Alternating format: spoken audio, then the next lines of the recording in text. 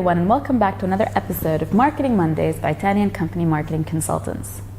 I wanted to take today's episode back to basics to give a better understanding of what marketing actually encompasses, because I'm continually meeting people who define marketing as advertising and PR. And while those two things fall under the realm of marketing, they're very far from being the full scope of what a marketer is responsible for. The easiest way to explain to anyone what marketing covers is with a theory that was developed actually in the 60s called the 4 Ps of marketing. The 4 Ps of marketing is a handy rule of thumb to help you understand if you're really thinking about all the considerations for a solid marketing strategy. Now, the 4 Ps include your product, your price, your place, and your promotion. So that was the foundational 4 Ps that were developed way back in the 60s. Now that concept was expanded to the 7 Ps of marketing. So 3 additional Ps were added, being people, processes, and physical evidence. So let's start at the beginning. When you talk about product, it seems like a really simple thing to define. Your product is either your product or your service or what you're offering. Yeah, sure, that's true. But a huge part of marketing is actually understanding what kind of product and services are needed in your market. Actually working backwards from consumer insight to development of the product, rather than developing a product and trying to fit it in the market or trying to convince people that they need it. This is a big flaw, this is a big mistake that actually a lot of even global companies make, is that they come up with an invention or a new kind of cream or a new kind of mop, and they believe it's a good PR story or that it's easy to market, but it hasn't been based on a sound insight. So people struggle to really understand how it's going to make a difference in their life. So when you say the topic of product falls under marketing, a huge responsibility for a marketer is actually helping to influence the evolution of products and services based on what consumers actually need, especially what your target audience actually needs. Because even, a lot of times local companies will see things that are successful outside and want to bring the same concept locally, but maybe it doesn't appeal to people in your market, or maybe it needs a lot of adjustment to appeal to people in your market. So you need to keep that in consideration. The second point is price. And price is a very delicate matter, and price is what we call a marketing signal. So not only is price important to cover your costs and to give you a profit, but it's also important to kind of flag to a potential consumer what the value of your product is. So how valuable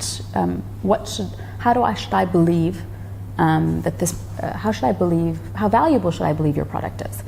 Which is why getting into price wars with competitors and constantly slashing prices actually damages your brand, even if it doesn't impact your bottom line at the end of the day, even if you're still making profit.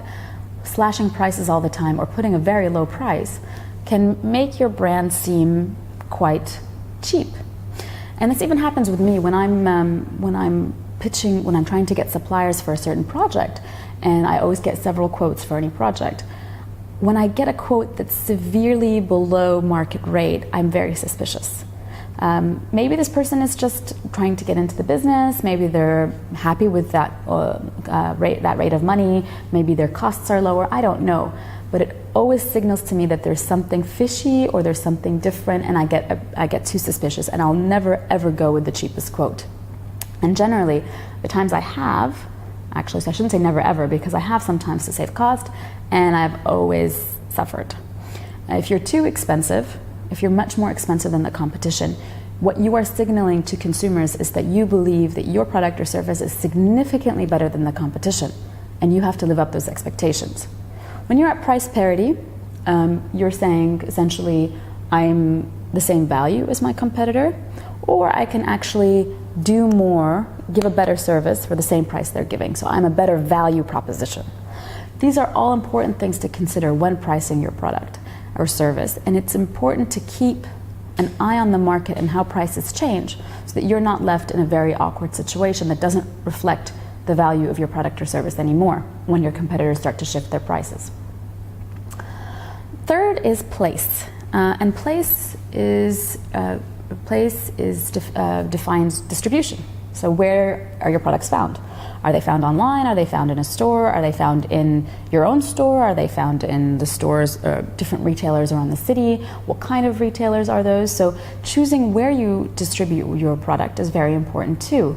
If you don't have your own brick and mortar store and you want to have a physical presence, which stores do you believe represent or are at the same kind of quality and as your product and service, are available to your target audience and actually are frequented by your target audience? So it doesn't make sense to put your product in stores that your audience doesn't actually visit. A good example of that is Koita milk, which is a milk that I've professed my love for on my social media pages if you follow me there. This is an organic milk brand based in the UAE, and it has totally changed the way my family consumes dairy. But the issue with Koita milk is that it is quite difficult to find them in stores or in all stores. Now, I shop at Union Co-op, and Koita milk isn't distributed there. And I can understand that. Potentially, there could be a variety of reasons, but also maybe the brand doesn't believe that their target audience shops at these stores, or that the majority of the shoppers at that store would not be interested in organic milk. I don't know the reason behind that. And even in the stores that Koita is available in, they're often out of stock because there's such demand for the product. Now, this is a great problem to be in, that you can't keep the shelf stocked, but at the same time it's really frustrating for your consumers, because if I'm going specifically, I would often change stores specifically to be able to buy Koita and get to the shop and find that there is no Koita on the shelves and be very frustrated. Now, what happens there? I need milk. I shifted my purchase from the intended Koita to another brand. Maybe I wasn't happy about that, but I need milk. So you, as the brand, lost that sale because of lack of distribution, because you weren't available in the place where your consumer wanted to buy. I think Koita recognized this, because what did they do? They launched an online milkman, which has also changed my life. So instead of having to go to the shops all the time to buy Koita specifically, or tailor where I'm shopping to buy Koita, which I did often, I will actually just order my milk online now, and it comes straight to my door. And it's very Dubai, but it's also really helpful because they understood that they had a problem with distribution, and this was a way to solve that. And I'm very thankful for that. The final of the original 4 Ps is promotion. And promotion is the part of marketing that people generally associate with marketing when they don't understand the full discipline. Promotion includes any tool that you use to promote your product. And I don't mean promote by discounting, because that can be included in promotion, but what I mean by promotion, or what the top line header means, is that this is your tools for communication, for actually enticing people to buy your product. TV advertisements, radio, billboards, online, digital, social media, any form of communication that you use to bring people in. Then, towards the 80s, it was believed that while those 4 Ps were still very relevant, and they are still relevant today, there needs to be a little bit more expansion to really round out the theory. So 3 additional Ps were added to the mix, and that was started with people. Now, people, I think, should be way further up on the list, because your people influence everything. And if you followed me for any period of time, you know how much I speak about this. Your people represent your brand. They are your brand experience. If they don't understand or live your brand, then that's going to damage everything, and that's going to lose sales for you. If you're an airline and the people at the ticketing counter are rude or don't understand your processes or are inefficient, you're going to lose consumers, hands down, no matter how successful your marketing is. So really focus on your people. But it's also important that you take the time to actually help your people understand your company values and your company vision. So many times I meet with clients and they have the issue that their team isn't living their brand, but they've never taken the time to explain what their brand is. Their positioning statement, their values, all of that stuff is just sitting on a PowerPoint somewhere, on someone's drive or on a nice little printout that in someone's drawer. That's not going to help your team. You need to make sure that they, one, are onboarded with the concept of your vision and values, especially when new team members come on board. You need to train them. You need to help them understand how to blend with the team, how to blend in with the brand. That's your responsibility as a leader, no one else's. And also, you need to be an example. You need to be a role model. You need to be living your brand every day as well and lead by example. So if you're not doing that, you can't really hold your team accountable for not doing that either. The sixth P is processes. And again, this is something that I'm very passionate about. If you don't have solid internal processes, you cannot ensure a consistent brand experience. You cannot ensure a consistent consumer experience for your clients. If you haven't trained your people on how to deliver the perfect product every time, how to create the perfect product, or how to deliver the perfect service every time, then there's no way to ensure that each client has a similar experience. It could be horrible for one person and perfect for another, and then what's the brand image that you're portraying? Your reviews will be so incredibly mixed. You see this in the hotel industry specifically, when a hotel experience should not differ by who's on staff. There should be processes in place, your people should be trained on your brand, and no matter who's on the desk, no matter who's cleaning the rooms, no matter who's doing anything, there needs to be a process for everything that ensures no matter when the guest visits, they have the same experience. That is important. Processes are important. Even so, in a business like mine, when I pitch for a client, when I'm trying to learn about a client at first, when I'm doing brand audits with clients, I have to have a process to make sure that I have the same set of documents for every client, that every client has the same experience, that I have the same set of information that will help me shape strategies for brands and for their marketing plans. Now, the final P is one that's a bit hard for people to understand, especially if you're not selling physical products, and that's physical evidence. Physical evidence can mean anything from how the product is, so knock, knock, knock, what kind of material is it made of, is the shoe made of nice Italian leather or is it made of plastic? And I had this experience recently when there was a brand I follow on Instagram, a shoe brand that I was super excited to buy, and when I got there, it didn't look anything, it looked like the pictures, but it felt like the material was just terrible. So obviously I didn't buy that.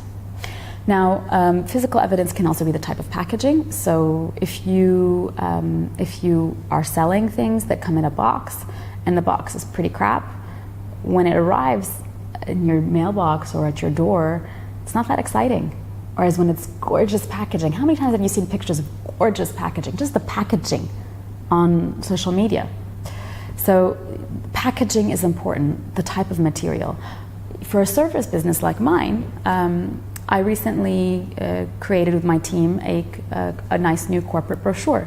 Now, when we were printing the corporate brochure, it can get a bit pricey, but I specifically chose thick material with nice lamination, expensive paper, so that when I give that to a potential client, I'm signaling to them what I believe is the quality of my service. If I don't believe that my service is valuable enough to spend on the marketing material that I use, the physical evidence that I would hand over to someone, then I don't believe in myself. And so physical evidence now in the digital world has evolved. So physical evidence can also, anything that leaves a trail according to a trail of your services or products. So if it's, what does the invoice look like? Is your logo on it? Or is it an Excel file that you sent someone? How do you send documents? How does your the email signature and your emails look? What is the physical, but not so physical anymore, exterior of your brand? And that's important. So if you want to know more about the 7 Ps, you can head to our blog at itaniancompany.com/blog, where there is a corresponding blog article that will help you really digest these 7 Ps that will help you develop a framework for your marketing plans. If you don't have the ability to hire a marketer or you don't have the finances at the moment, it's okay. There are lots of templates out there, and if you follow these 7 Ps and look at what am I doing when it comes to product, what am I doing when it comes to place, promotion, all of the other things included in that list that I just gave you, it'll give you quite a handy way to keep yourself in check and to make sure you're thinking of all aspects of marketing, not just what am I doing on social media, and how am I advertising. Hope you've enjoyed this episode, and I'll see you next Monday. If there's anything you'd like to see me vlog about, then just leave a comment below on any of the channels that you're seeing this video on.